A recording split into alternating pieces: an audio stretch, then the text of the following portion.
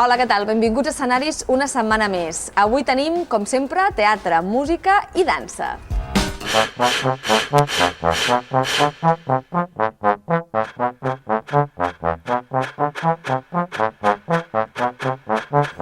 Maribel Verdú, Aitana Sánchez Gijón, Pere Ponce i Antonio Molero protagonitzen Un Dios salvaje, l'últim text de la francesa Yasmina Rezza. Si a Art, un quadre en blanc servia per parlar de l'amistat, a Un Dios salvaje, una baralla entre dos nens desemboca i acaba en una baralla salvatge entre els seus pares.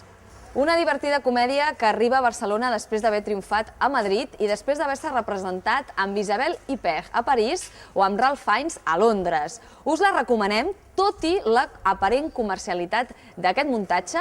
El text és lúcid, les interpretacions estan fantàstiques i, en general, us ho passareu molt bé. A més, confesseu que us moriu de ganes de veure la Maribel i l'Aitana a dalt de l'escenari. ¿No estás de acuerdo conmigo? Alex, di algo. Bueno, tiene derecho a pensar lo que quiera, ¿no? Pero no tiene por qué hacerlo público. Sí, bueno, puede ser. Nos importa un bledo su vida conyugal. Sí. Estamos aquí para solucionar un problema de críos. Nos importa un bledo su vida conyugal. Bueno. ¿Bueno qué? Pues que está relacionado. Relacionado. Por supuesto que está relacionado. Que a Bruno le hayan roto 2 dientes está relacionado con nuestra vida conyugal. Evidentemente. Pues no te seguimos, fíjate. Son 2 parejas y el hijo de una pareja, la de Aitana y Antonio Molero, pues ha sido víctima de una agresión del hijo de la otra pareja. Entonces, la pareja del niño, el pobre niño, invita a los padres del niño malo a su casa para hablar, no se conocen de nada. Entonces, mientras que van hablando de los porqués y los niños y cómo son las cosas hoy en día, bueno, ya ves un poco cómo son las cosas hoy en día, pero por los padres, no por los hijos. ¿Por qué todo tiene que ser tan extenuante?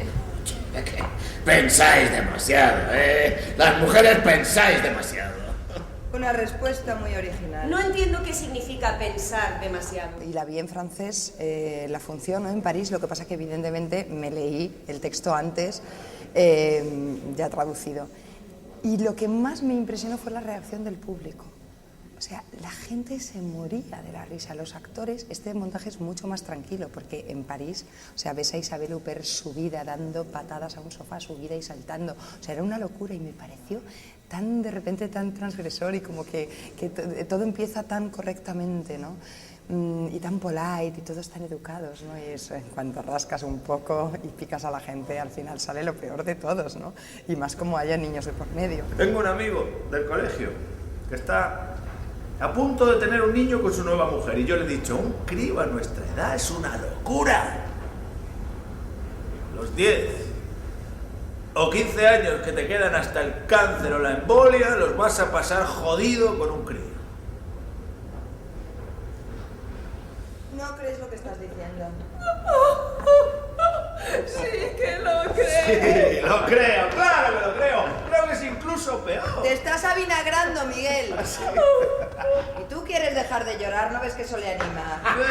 Venga, excepcional, ¿sí o no? Excepcional. Un Dios salvaje habla el personaje de Pere Ponce en la obra que dice yo creo en un Dios salvaje y está hablando de que yo creo en la ley de lo más fuerte. Del niño más fuerte pues va a dar una paliza al niño más débil, es así y siempre ha sido así y siempre será así. Entonces sí, hablan de esto, entonces es un Dios, no un Dios bonito y kumbaya, no, es un Dios heavy. Y no entiendo de qué serviría la existencia sin una concepción moral del mundo. ¡Ay! Tengo que vivir con esto. ¡Cállate! ¡Cállate! No puedo soportar esa connivencia lamentable. Me das asco. Un poco de sentido del humor, por favor. Yo no tengo sentido del humor. Y no pienso tenerlo. Aparentemente parte de una anécdota trivial, banal, ¿vale? Y luego saca, pues igual que en arte, sacaba el mundo de la amistad a relucir, ¿no? Y de todo lo que conlleva, ¿no? La amistad aquí habla de las personas, de los matrimonios y sobre todo de los conflictos, de cuando hay hijos de por medio y Y bueno, es que sale el dios salvaje que todos llevamos dentro realmente, ¿no? Pero fijaos la situación en la que nos encontramos. Los críos absorben nuestras vidas, las desbaratan, nos conducen al desastre, es una ley. Cuando ves a esas parejas que se embarcan alegremente en la vida matrimonial, te dices, no saben lo que hacen, no saben nada de nada y parecen felices. Yo soy una persona tremendamente pacífica, es dificilísimo alterarme, muy difícil, y muy difícil que me enfade y de gritos, es muy difícil. O sea, todo, que yo tengo un carácter muy abierto y soy muy extrovertida y todo, pero luego soy, súper calmada. Soy de las que cuando me enfado y tal directamente no hablo y paso de esa persona o lo que sea, y entonces da mucha más rabia, ¿no? Enfadarse conmigo es muy chungo porque es como que, pero discute, di algo. Eso es lo mejor. Es lo que yo digo. La pareja.